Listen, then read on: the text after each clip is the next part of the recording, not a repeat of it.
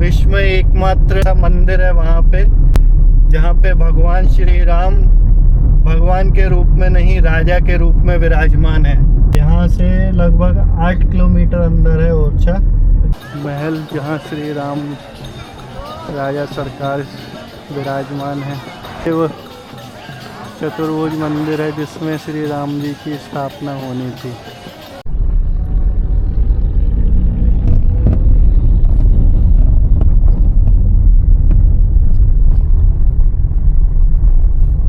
जय श्री महाकाल दोस्तों, स्वागत है आपका एक नई वीडियो में।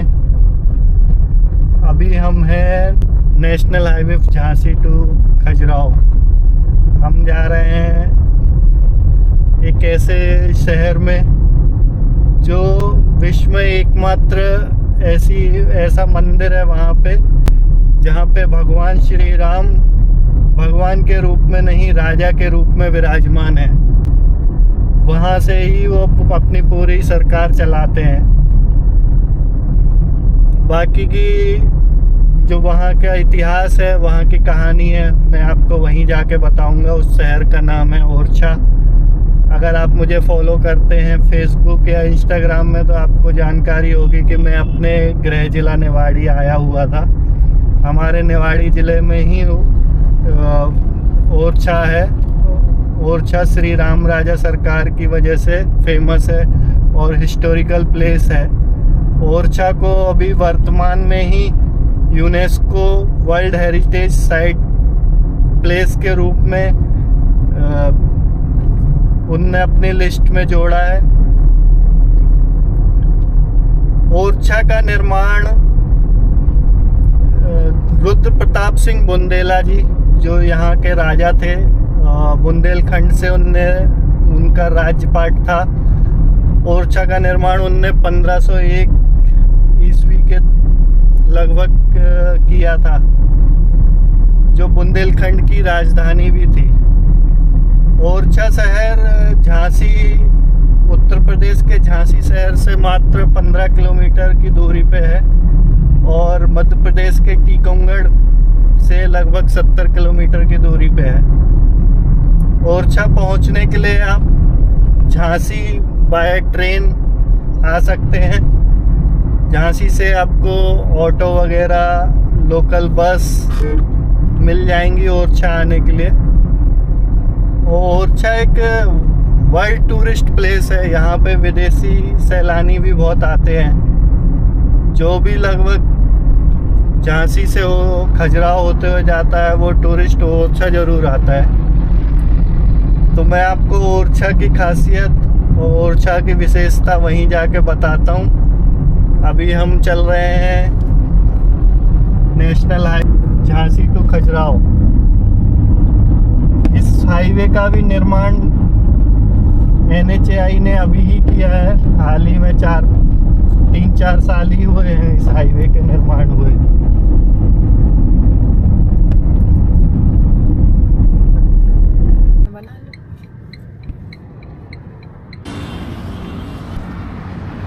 अगर आप खजुराहो, इलाहाबाद या फिर छतरपुर, मऊरानीपुर तरफ से बाय रोड आते हैं या ट्रेन से भी आते हैं तो आपको ओरछा आते समय बीच रास्ते में बेतवा नदी मिलेगी। तो अगर झांसी तरफ से आते हैं तो आपको नदी नहीं मिलेगी, आप डायरेक्ट ओरछा निकल जाएंगे, वहाँ आप नदी पे जा सकते हैं। तो मैं आपको दिखाता हूँ, ये सामने बेतवा नदी है। इसी नदी के तट पे ओरछा शहर को बसाया गया है। ये खूबसूरत शाम ढलने का नज़ारा आप देख सकते हैं। ओरछा की बेतवा नदी, मुख्य नदी ओरछा में बेतवा है और एक और सहायक नदी इसकी जामुनी जो है वो ओरछा की इस नदी से मिलती है। इस पुल के इस तरफ जहाँ हमारी गाड़ी खड़ी है। इस तरफ यूपी है और पुल के उस तरफ जो है वो पूरा एमपी एरिया है। तो यहाँ उत्तर प्रदेश के झांसी गवर्नमेंट ने एक बोट क्लब का निर्माण किया है, जो फ़िलहाल अभी बंद है क्योंकि बरसात में अधिक बारिश होने के कारण नदी का जल स्तर बढ़ जाने से फ़िलहाल उसको भी बंद कर रखा है। मैं आपको दिखाता हूँ। मैं आपको उस तरफ जाके झांसी का बोट क्लब दिखाता हूँ।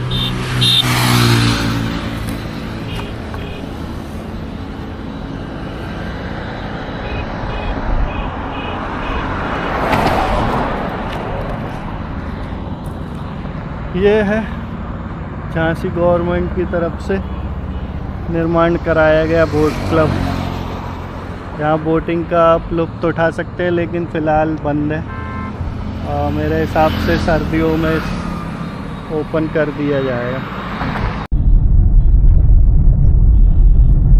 अगर आप छतरपुर और खजुराहो की तरफ से आते हैं तो आपको लेफ़्ट हैंड पे ओरछा जाने का रोड मिलेगा, क्योंकि ये हाईवे से लगभग 8 किलोमीटर अंदर है ओरछा सिटी। और अगर आप झांसी तरफ से आते हैं तो राइट हैंड पे आपको टर्न लेना है। यहाँ से लगभग 8 किलोमीटर अंदर है ओरछा। ये है ओरछा में एंट्री करने के लिए बनाया गया है राम राजा द्वार। यहाँ से लगभग 8 किलोमीटर अंदर है ओरछा सिटी।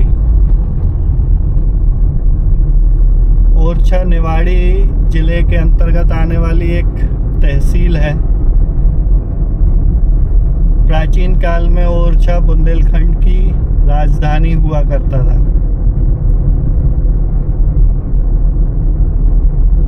रुद्र प्रताप सिंह बुंदेला जो ओरछा बुंदेलखंड के राजा थे, ओरछा का निर्माण उनने सन लगभग 1501 के बाद करवाया था।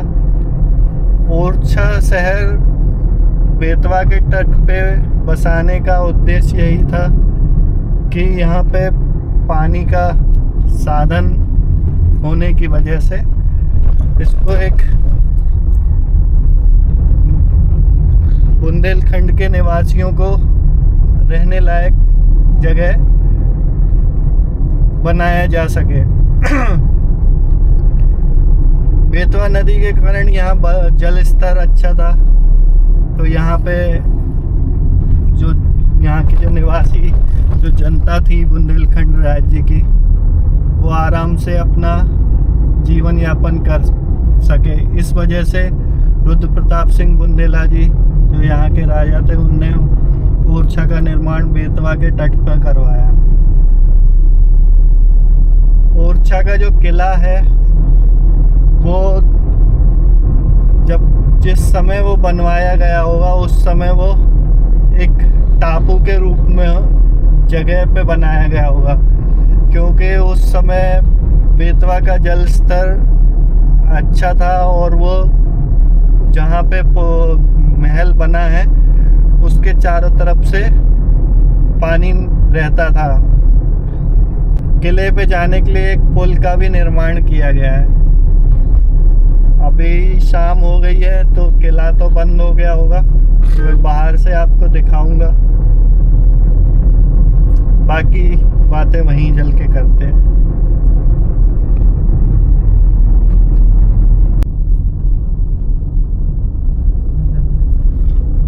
हमारी तरफ तो दोस्तों, welcome to world heritage place Orchha. स्वागत है आपका ओरछा में। हम ओरछा सिटी के अंदर आ गए हैं। यहाँ से ओरछा सिटी शुरू हो जाती है और आपको होटल्स यहीं से मिलना शुरू हो जाएंगे। जिस तरीके का होटल आपको चाहिए, डॉर्मेट्री चाहिए, रूम चाहिए, 3 स्टार चाहिए, 5 स्टार चाहिए, हर प्रकार के होटल यहाँ पे अवेलेबल है।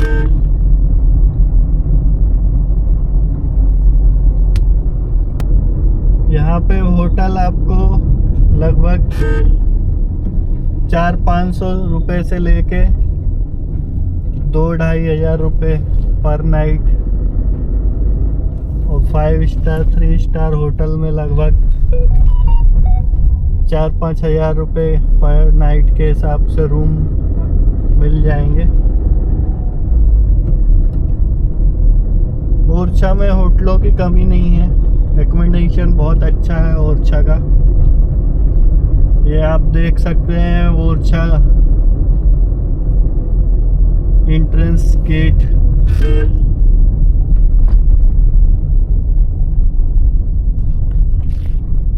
इस गेट का नाम है गणेश दरवाजा। यहाँ से लोकल ओरछा सिटी स्टार्ट होती है।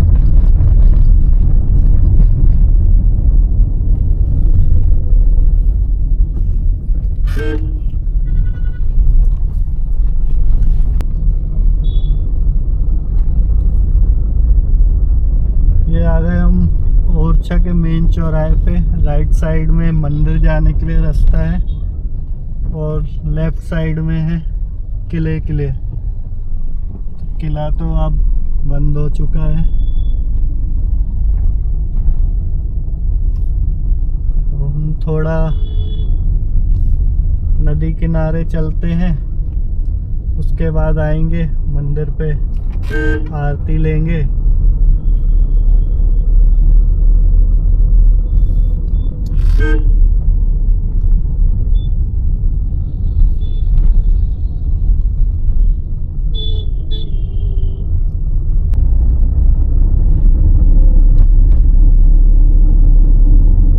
ओरछा नदी पे नया पुल बना है, पहले ये पुल नहीं था, जिसकी वजह से बरसात में ये रास्ता बंद हो जाता था। ये रोड सीधा टीकमगढ़ शहर के लिए गया है।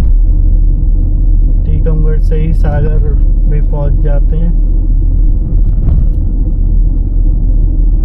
पहले बहुत नीचे था ये पुल, अब इस ओरछा की सुंदरता रात में थोड़ा कम दिखेगा, लेकिन कोशिश करते हैं।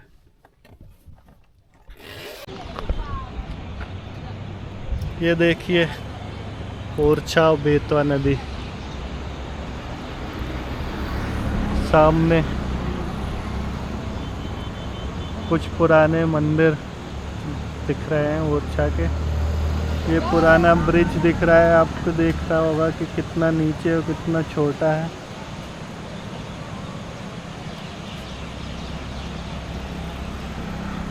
रात में नज़ारे देखिए। ये सामने आपको दिख रहा है ब्लैक, ये पूरा जंगल है, ओरछा का जंगल। ये ओरछा का घाट है और ओरछा बोट क्लब भी है। यहाँ ओरछा में राफ्टिंग का भी आनंद ले सकते हैं। अगर आप दिन में आते हैं तो आपको यहाँ पर राफ्टिंग करने के लिए भी मिल जाएगा। वो सामने आपको ओरछा के किले की लाइटिंग दिख रही होगी। मैं थोड़ा आपको जूम करके दिखाता हूँ। वो ओरछा किले की लाइटिंग।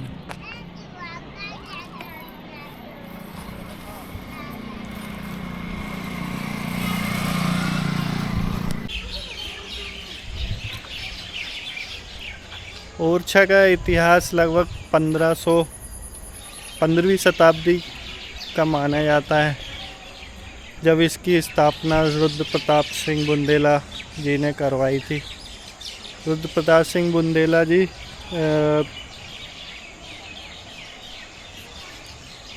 जो थे, उनका एक युद्ध सिकंदर लोधी के साथ भी हुआ था। उस वजह से भी वो फेमस हैं। दरअसल ओरछा जो है वो भगवान श्री राम राजा सरकार की वजह से ज़्यादा प्रसिद्ध है। ऐसी मान्यता है कि भगवान श्री राम को यहाँ पे ओरछा अयोध्या से लाया गया था।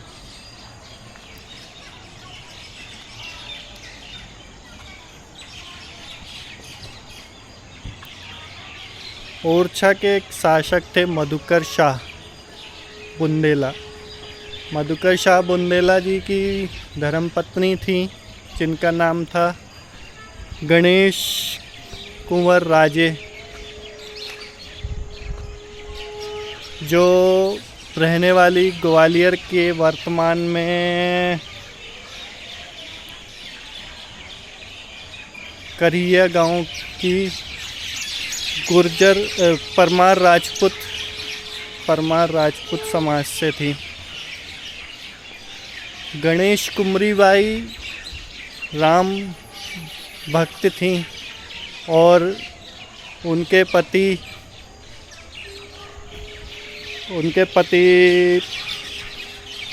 मधुकर शाह बुंदेला जी कृष्ण भक्त थे। एक बार मधुकर शाह जी ने अपनी रानी से बोला कि हम वृंदावन चलते हैं, लेकिन महारानी गणेश कुंवरी जी राम भक्त थी, तो उन्होंने कहा कि हम अयोध्या जाना चाहते हैं। तो इस बात को लेके महाराज और रानी के मध्य विवाद उत्पन्न हो गया और महाराज ने अपनी रानी को गणेश कुंवरी जी को चैलेंज किया कि अगर तुम इतनी ही बड़ी भक्त हो भगवान राम की तो उनको अयोध्या लेके आओ। तो भगवान श्री राम को अयोध्या से लाने के लिए महारानी अपने कुछ अंगरक्षकों को साथ लेके अयोध्या के लिए निकल पड़ी।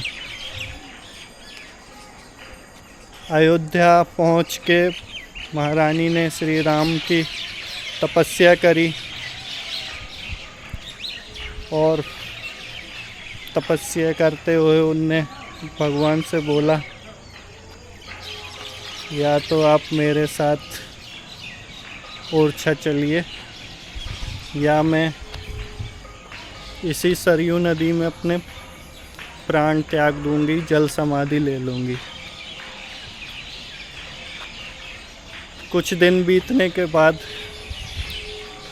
जब कुछ महारानी को दिखा नहीं कि भगवान उनकी सुन रहे हैं कि नहीं सुन रहे हैं, उसी समय वह सरयू नदी में कूद जाती हैं और समाधि की मुद्रा बनाती हैं। जैसे ही वो समाधि की मुद्रा बनाती हैं उसी समय उनके गोद में श्री राम की मूर्ति आ जाती है जो बाल रूप में है। ये भी कहा जाता है कि जब मुग़ल शासन अपने पीक पे था और वो हिंदू देवी देवताओं और मंदिरों को खंडित कर रहे थे, तो अयोध्या वासियों ने श्री राम की प्रतिमा को सरयू नदी में छुपा दिया था। तो कहते हैं कि वही जो ओरिजिनल श्री राम जी की बाल्यकाल की प्रतिमा थी, वही सरयू नदी में महारानी के गोद में आके बैठ जाती है। वहाँ से महारानी श्री राम जी से प्रार्थना करती हैं कि आप मेरे साथ ओरछा चलिए। तब भगवान श्री राम ने उनके सामने 3 शर्त रखी। पहली कि मैं आपके साथ ओरछा तो चलूँगा, लेकिन मेरे साथ अयोध्या के संत भी चलेंगे। दूसरी कि जो अब आप जहाँ मुझे ओरछा में रख देंगे पहली बार, तो मैं वहीं पे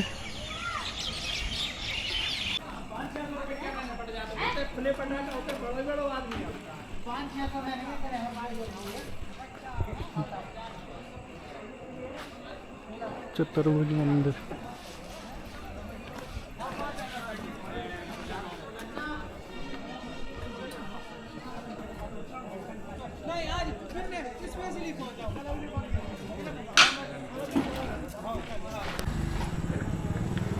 ये है चतुर्भुज मंदिर। जब रानी ओरछा से अयोध्या जा रही थी श्री राम जी को लेने, तब वो अपने सेवकों से कह गई थी कि एक मंदिर का निर्माण करिए जिसमें श्री राम जी को स्थापित किया जाएगा। तब ये चतुर्भुज मंदिर का निर्माण किया गया था।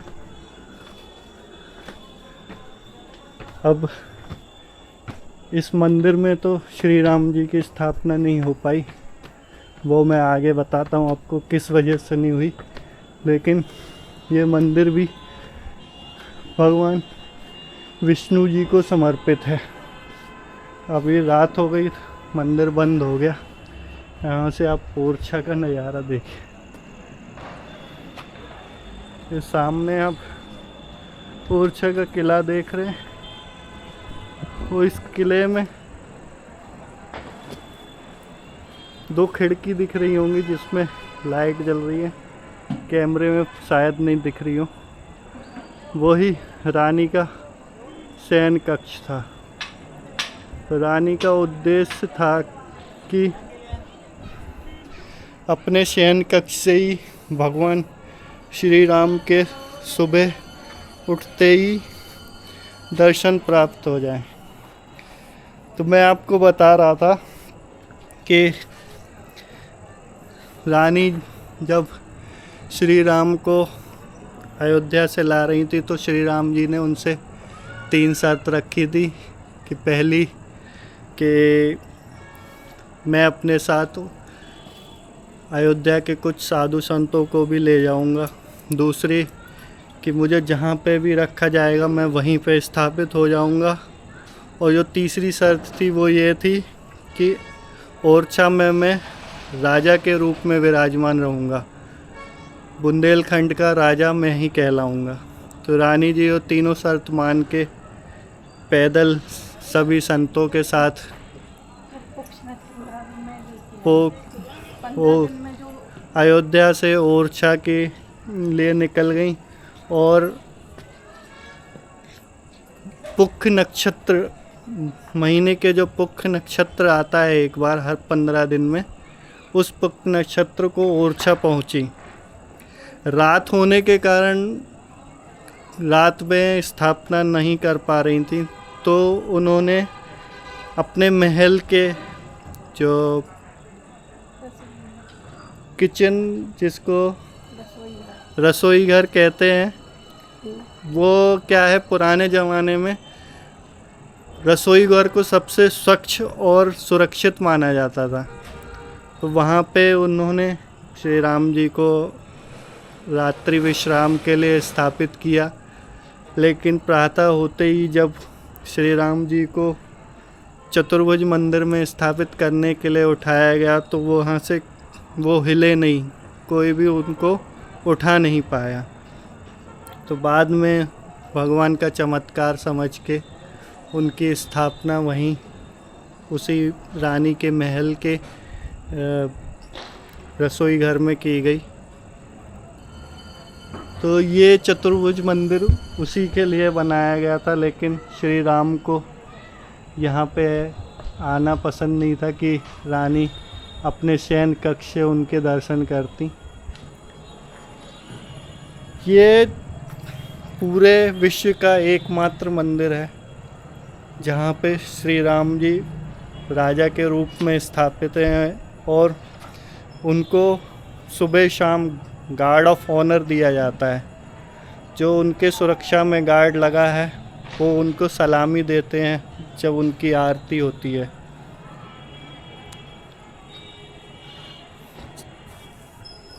ये सामने आप महाराज मधुकर शाह जी का महल देख रहे हैं। उनका राज्य लगभग 1540 से 1550 के लगभग रहा था।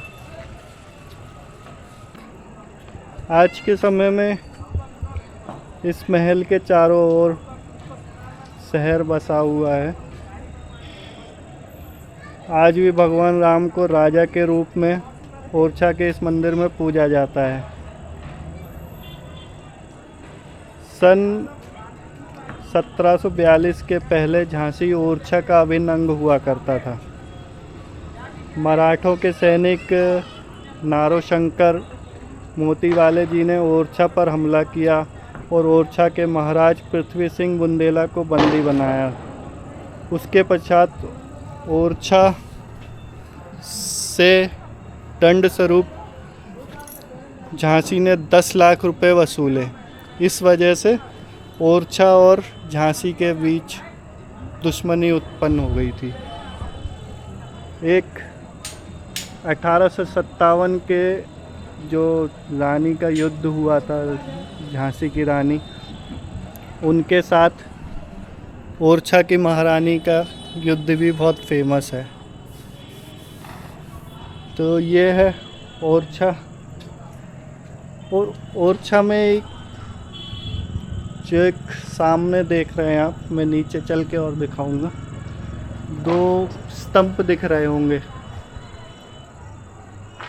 मैं थोड़ा जूम करता हूँ,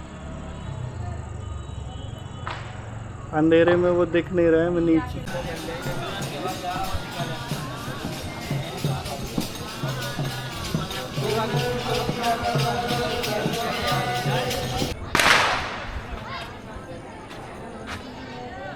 ये सामने आप देख रहे हैं 2 स्तंभ, इनको सावन भादो कहते हैं। कहा जाता है कि ये स्तंभ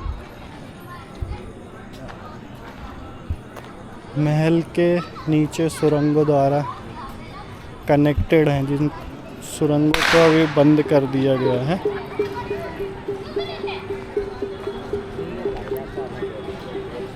एक मान्यता ये भी है कि ये सावन भादो, जब सावन का आखिरी दिन और भादो का पहला दिन होता था, तो पुराने समय में ये आपस में मिल जाते थे।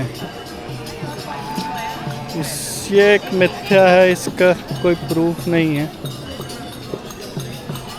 बस कहानियाँ प्रचलन में हैं। ये है वो महल जहाँ श्री राम राजा सरकार विराजमान है। पूरे भारत का शासन यहीं से चलता है। और ये वो चतुर्भुज मंदिर है जिसमें श्री राम जी की स्थापना होनी थी। मंदिर के अंदर मोबाइल कैमरा कुछ भी अलाउ नहीं है। तो अंदर से मंदिर के मैं आपको दर्शन नहीं करा पाऊँगा।